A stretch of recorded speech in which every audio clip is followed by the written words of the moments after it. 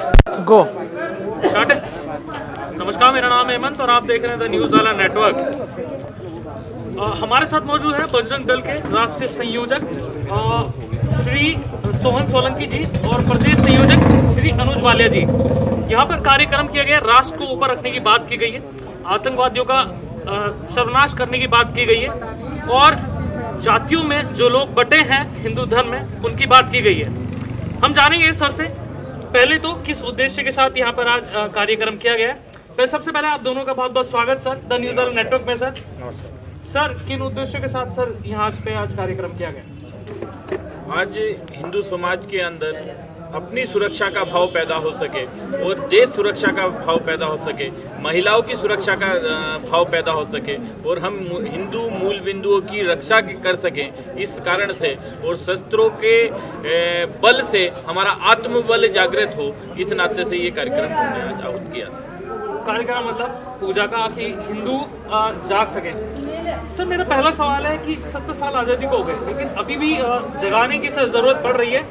सोहन सोलंकी जी सवाल है सर, अभी भी जगाने की जरूरत पड़ रही है हिंदुओं को, ऐसा क्यों सर? ये तो देखिए हर काल का सब विषय है, परिस्थितियाँ बदलती है, मनुष्य तो बदलता है, पीढ़ियाँ बदलती रहती हैं और इसलिए काल परिस्थिति और समय के अनुसार समाज को जिन बातों की जरूरत है उन बातों को समाज में जागरण की आवश्यकता हमेशा रही है और हमेशा होती रहेगी।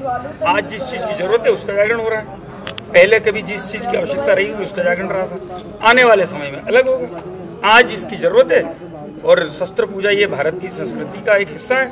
हमारे देश के प्रधानमंत्री, सारी सेनाएं सब शस्त्र पूजा करते हैं, तो इसलिए शस्त्र पूजन ये हमारी संस्कृति का एक हिस्सा है। इसलिए वो कार्यक्रम यहाँ पर हो रहा है, हर लोग अपने परिवारों में करते हैं, सबने करना चाहिए। सर आप हिंदुओं की बात कर रहे हैं, आपने जातियों की बात की, जातियों की उपजातियों की, कि कोई अगर कोई भी टिप्पणी करता है तो वो भगवान पर टिप्पणी, ऐसा आपने कहा अभी कि वो टिप्पणी करता है तो भगवान पर टिप्पणी, क्योंकि सब जातियों को समान रूप से देखना चाहिए। तो आपने सब जातियों को साथ लेकर चलने की बात कही है हिंदू धर्म में। बिल्कुल, कहीं पर भी छुआछूत, ऊंच नीच, अस्पृश्यता का भारत में किसी धर्म ग्रंथ में, किसी धर्माचार्य के श्रीमुख से कहीं पर भी इसकी कोई बात नहीं है। ये एक हमारी आंतरिक रूढ़ी है कह लो, कमजोरी है कह लो, उसको दूर करना है।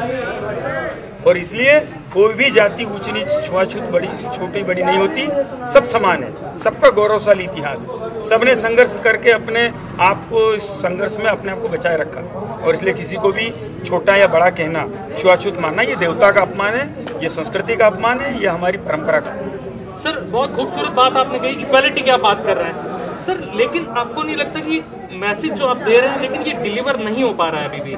क्या आप दिक्कत मानते हैं इसमें? ये दुर्भाग्यपूर्ण है, इसको हम दुर्भाग्यपूर्ण मानते हैं और ये जरूर है, लेकिन पिछले 25 साल का आप तुलना देखें तो बहुत अंतर आया है और समाज अब तेजी से बदल भी रहा है। समाज उन सारी बातों को स्वीकार करने लगा है जो आज जरूरत है।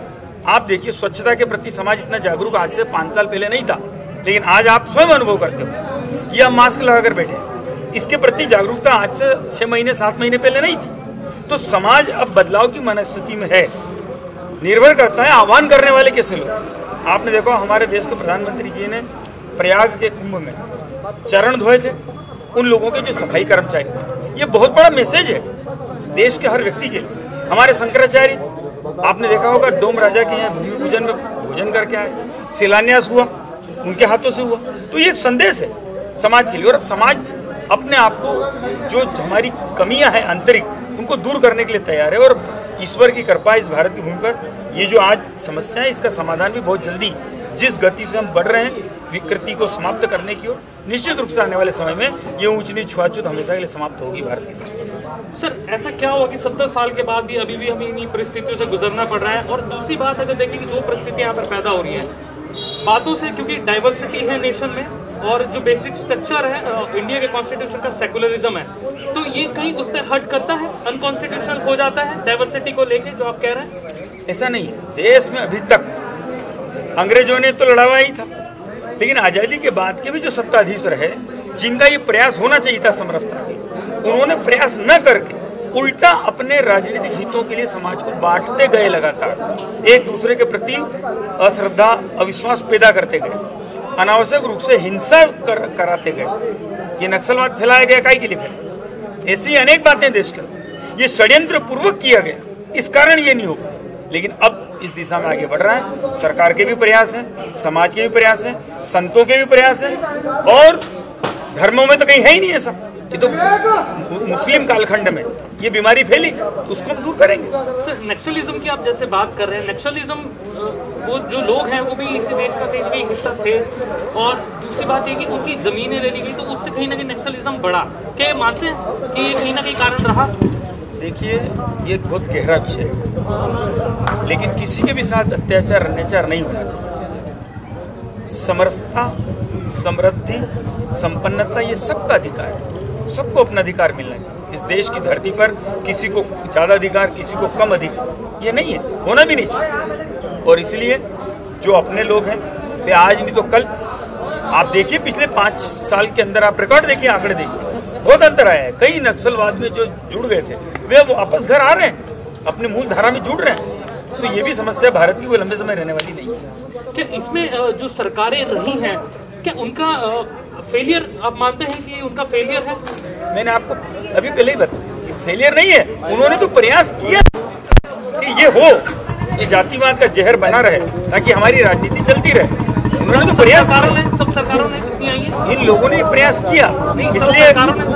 इसलिए जिन लोगों ने इसको विभाजित करने का प्रयास किया, लेकिन देश के अंदर अनेक धार्मिक संस्थान हैं, अनेक हमारे पूज्य संत हैं, उन सब के प्रयासों के कारण ये सफल नहीं हो सके इस देश को जातिवाद के जहर में घोलकर बांटने में। अब वो बातें पिछली हो चुकी है, लेकिन कहीं कहीं कोई घटना घटती है, दुर्भाग्यपूर्ण है, और इसको ठीक करना ही चाहिए। लेकिन कोई भी घटना घटती है तो उसको किसी जाति के रूप में न देखकर, देखिए हर जाति में सब अच्छे लोग, लेकिन हर जाति में कोई न कोई 1-2 खराब निकल जाते हैं, उसके कारण कोई पूरी जाति खराब नहीं होती। ये सबको समझना चाहिए, और इसलिए उसको इस रूप में नहीं लेना चाहिए। बिल्कुल, बहुत बहुत शुक्रिया सर, आपने बहुत बेबाकी से अपनी राय रखी, बहुत खूबसूरत बात कही सर ने कि कोई घटना अगर होती है उसको जातियों में नहीं देखना चाहिए। भारत के लिए बहुत बड़ा खतरा हो सकता है। सबको कहा मिलजुल के आप रहिए, कोई ऊंच नहीं नीच नहीं है, और पिछले कुछ सालों में भारत बदल रहा है, आपने देखा होगा, और आगे भी संकल्पित है भारत को बदलने के लिए।